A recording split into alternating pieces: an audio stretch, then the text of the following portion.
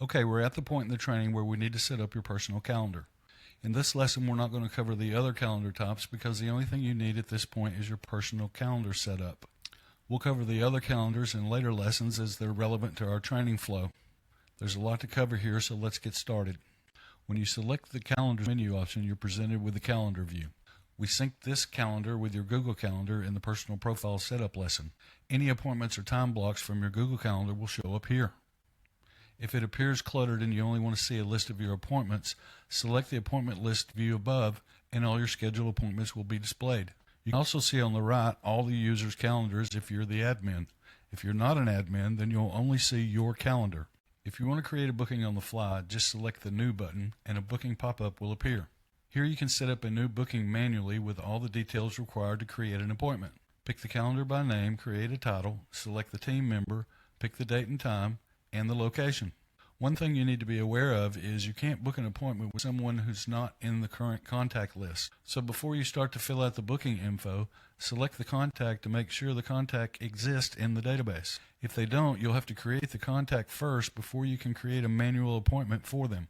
This is also where you can block off time if you know you're going to be away for an extended period of time. Now, if you've already blocked off time on your Google Calendar, you don't have to do that here. Just select your calendar you want to block off, give it a title like vacation, select the start date and time and the end date and time. Don't forget to click the block time button at the bottom right. Now we're ready to set up your calendar. Select the calendar settings menu option at the top. When you select the calendar settings menu option, it will bring you a list of all calendars. Notice on the left side you are now in the settings menu of the sidebar, which means you can also access this screen from the settings menu option. This is the master calendar settings page. Here you can also set up your services, your rooms, and equipment. This is also another place where you can set up your preferences, availability, and connections other than in your profile settings. Each time a new user is added, the system automatically sets up a new personal calendar for that person. But there are other calendars you can set up from here. If you want to create a new calendar or an additional calendar, you select the New Calendar button. A pop-up will display all the available calendar types you have access to. Your personal booking calendar is what we're working on now. If you want to create an additional personal calendar, for example, you may want to create a paid 1-hour consulting calendar, this is where you would do it. You can connect Stripe to that particular calendar and charge a fee for booking on this calendar. The round-robin calendar allows you to load several different team members in one calendar and then distributes those appointments among the team members in a rotating order. In the class booking, this is where one host meets with multiple participants. Collective booking is where multiple hosts meet with one participant. There's an event calendar and a service booking calendar for services like free estimates or plumbing service calls. You can also use this service calendar for services inside your business like massage therapy or dental appointments. Today we're going to configure your personal calendar. Just select the pencil icon to start the process or select a new calendar if there are no calendars in your list. We start with the basic details. The first function is to upload a logo or a personal photo for the calendar display. Just select Click to Upload and choose the image you want displayed. The image needs to be square and preferably have a transparent background. Then you have your choice of the image being displayed in a square or round format. Changing the calendar name will not only be displayed on the calendar, but will also change the name in your list of calendars. Whatever you enter for the calendar description, this will be displayed under the profile image. Here you can detail out anything you'd like the client to know about the booking. The custom URL is going to be part of the link to your calendar. Your domain name will be added to the front of this URL. The meeting invite title is what is shown to your client when emails and SMS messages are sent to the client. The most important part about this setup process is that you select the Save Changes button each time you finish a step in the process. Don't just click and go to the next step on the left. If you do, your changes will not be saved in the current view. Each time you click Save Changes, the system will take you to the next step in the process automatically. You have to do this to each step independently. In the Staff and Location step, you define who the calendar is for and what location, meaning where, the appointment will take place. You can select any location you've connected to your account. If you've synced your Google account calendar, then Google Meet will automatically be available. The others, like Zoom, have to be connected like we did when we set up your profile. You can also have more than one meeting location for a calendar booking. For example, if you want to give a client the option of booking a call via phone, you can add this as an additional location. When you do, the system assumes that you want to use the primary location number you set up in your business profile. You don't have to use this location or business phone number. You can put any number you like in the field for the phone number location. This is how the options are displayed to your client if you set up multiple locations for the meeting. The client can select which location is convenient for them to book the appointment. Again, don't forget to save the changes after setting up this step.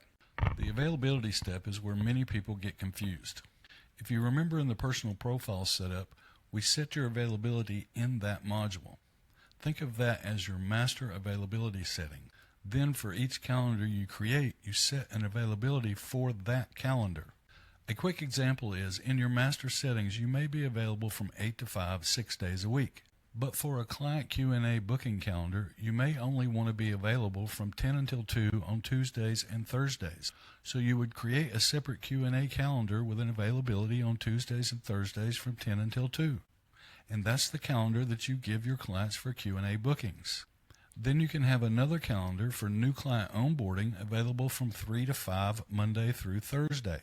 You can create as many calendars as you like. When you get to this availability step for the first time, the system will automatically pull your master availability from the personal profile we set up previously. When you select the user from the previous slide, a pop-up will appear with your default availability settings loaded from your personal profile. Then select the edit icon in the edit options. Do not select edit this schedule. If you do, the edits you make will modify your settings in your master availability on your personal profile.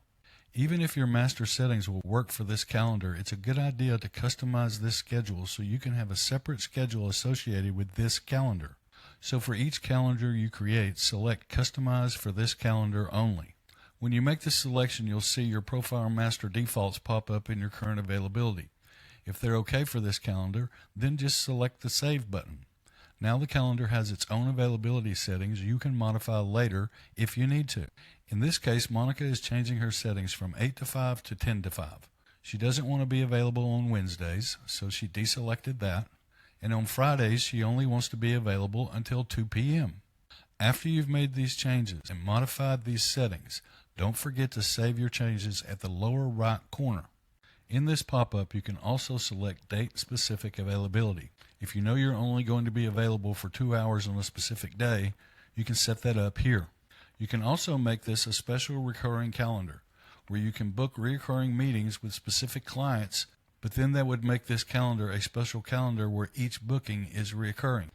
After you've made all your availability changes, don't forget to select Save Changes in the upper right to save and move to the next step.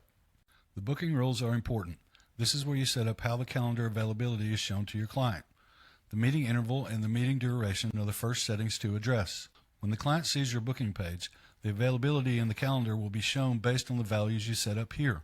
For example, we set the meeting interval to 30 minutes, so there is an available booking slot every 30 minutes. If we had set this to 1 hour, then the client would only see an availability slot at the top of each hour. When you set the duration time of the meeting, your client will see this time on the display under the calendar title. As you can see, we set the time for 15 minutes. Most meetings go over the allotted time, but this is just an indicator displayed to your client so they know it's just typically a short discovery meeting. You may also notice the calendar description we set up in the basic details in step 1 will be displayed under the duration time. The minimum booking scheduling notice is how long from the time your client pulls up your booking page to the time they can schedule an appointment. You really don't want to set this time for 1 hour because you may not be prepared for the meeting in 1 hour. I typically set mine for 12 hours so they can book the appointment the next day. I don't have to worry about someone pulling up my calendar at 4 p.m. You might think that 12 hours from then is 4 a.m. in the morning, but it's not. It won't be because my availability starts the next day at 10 a.m. So the earliest they can book an appointment is the following day at 10 a.m. Date range is how far out someone can book an appointment on your calendar. I set mine at 5 days. I don't want to push it out to 15, 30 days because after 6 or 7 days, they probably won't remember why they even booked the appointment in the first place. Pre-buffer time is the allotment of time for each meeting. Post-buffer time is the allotment of time after each meeting. Max bookings per day, you can set this if you don't want to be in meetings all day. You can set it to 3 or 4. Max bookings per slot is only used when you have multiple people using the same calendar. Look Busy randomly uses time slots to make it look like your schedule is scarce. I don't use this, but we're going to turn it on to show you how it works in a minute. Be sure and save your changes in this section and move on to the next. Now we're in the advanced settings. The first setting is the forms and confirmation. Your booking page has a default form that comes preloaded. It gathers basic information like name, email, phone, and notes. But as you get more experienced with the product, you'll want to change this form to make a custom form to get additional information from the client when booking an appointment. You can select any form that you've created from your forms gallery and use it here on your booking page. You can also switch when the form is displayed, either before the date and time is selected or after. Having the client fill out the form before the date and time is selected is helpful, because if they fill out the form and then don't book an appointment, you can run a follow-up automation asking why or do they need more time. That way it captures the client even if they don't book an appointment. It's kind of an abandoned cart feature. Sticky contacts just means it will auto-populate the form fields with the last name and the contact info from the last form they filled out. Leave the consent box on. More than likely, you're going to create an automation that sends an email and SMS reminders after they book the appointment. You can change the verbiage in the consent box to read that it's from your company, or you can change it to anything you like here. You can also add guests. You can allow the client to add a guest to the booking and specify whether or not to collect the guest email or not. You can also require a guest for a booking. You might be giving away free training, and the requirement for the free training is to bring a guest. You can change the confirmation page to redirect to a page on your website or just display the thank you message after the booking. I always remove if you have any questions and just say thank you. If you're running a Facebook ad campaign and the campaign is to book a call, you can add the Facebook Pixel ID so you can track the performance of the ad. The last setting is the auto confirm. 99% of the time you're going to leave this on. You don't want to have to approve every booking each time. Save your changes and let's move to the next section. You can set up payments for any calendar. For example, you could have a paid 1-hour consulting call for some amount, and you can turn it on here and specify the amount. Again, if you do this, all bookings on this particular calendar will require a payment. If you haven't integrated your payment processor yet, you can do this here. Just pick your payment processor and follow the instructions. Save your change to move to the next section even if you did not set this up. So with notifications, this part of the module can get a little complicated. Basically, high level from the calendar module can send notifications to a client via email, SMS, WhatsApp, and it can also notify you. High Level set this calendar module up to be independent and not reliant on automations if you don't want to use them. But most people don't use the notifications in this part of the module because it can be set up as an automation after a booked appointment. You have much more control in an automation of what you send to the client, and you can control what to do when the client responds to that notification. There's an entire course on automations in the training, and it's better if you go to that course after you configure this calendar. I'm going to go over this real quick, but I doubt if you'll use these features because we're going to set up booking automations in a later session. For each action that can take place in the notifications, you have the same response options: email, SMS, WhatsApp, and the in-app notification. The in-app notification is sent to you. If you want to modify these settings, you just select the pencil icon next to the action. For each participant in the booking process, you can set an option. You have the contact, the person booking the appointment, the assigned user, the owner of the calendar, and additional emails, meaning it can send notifications to other email addresses like managers and marketing outside of the high-level CRM system. If you want to send an email to a contact, enable it by selecting the down arrow. Here you can customize the email sent to the contact. Same for the assigned user, and you can send out additional emails. What you really want to do as the assigned user is get notifications on your app and know the automations you set up are working. So for each action except follow-up, activate the in-app feature so you'll get a notification on your app when some action takes place in your appointment. You can set the amount of time the client has to reschedule or cancel an appointment. Leave the Allow Google on so if there's a problem with the automations, the email services will take over. Save your changes and move to the next section. The final setting is the widget appearance. The calendar cover image is for internal use for groups that can be quickly accessed to select a group of calendars. Leave the style to Neo. It's a better, more modern look. You can customize the primary color and background if you're placing your booking page inside a web page to match the branding colors of a website. For example, if we change the primary color to red and preview the widget, you can see what calendar features turn red. You can also change the background color. When you save these changes at this point, your calendar is set up and you'll be taken back to your list of calendars. We started off selecting the pencil icon to configure the calendar, but now we want to share the calendar, so we can select the arrow button. First, you'll see the scheduling link, and this is the link you'll copy and send to people as your booking link. It's relative to the name we gave it in step 1 of the calendar setting. If you change the setting in the setup in step 1, the link will also change. The permalink is the link that never changes, regardless of what you change in the setting. You'd send this link out anytime and not have to worry about any other changes that have been made along the way in your calendar setup. Currently, in this initial setup, the domain for the link is set to the high-level agency domain. We haven't set up your domain yet. We do that in the next course. Don't use either of these links yet because we haven't set your primary domain, and the domain name will change the URL for your link when we do. You can also send a one-time link to your appointment calendar that expires after the client books the appointment. Generate a new link each time before you send just to ensure you have a fresh link created. Finally, you can embed your appointment calendar in a web page using an embed code. If you have a website outside of your high-level account, you can give this embed code to your webmaster and they can display your appointment calendar on your website. The tools icon is to test your appointment calendar to see if your settings are working. When you select the tool icon, your booking calendar will appear in a test mode.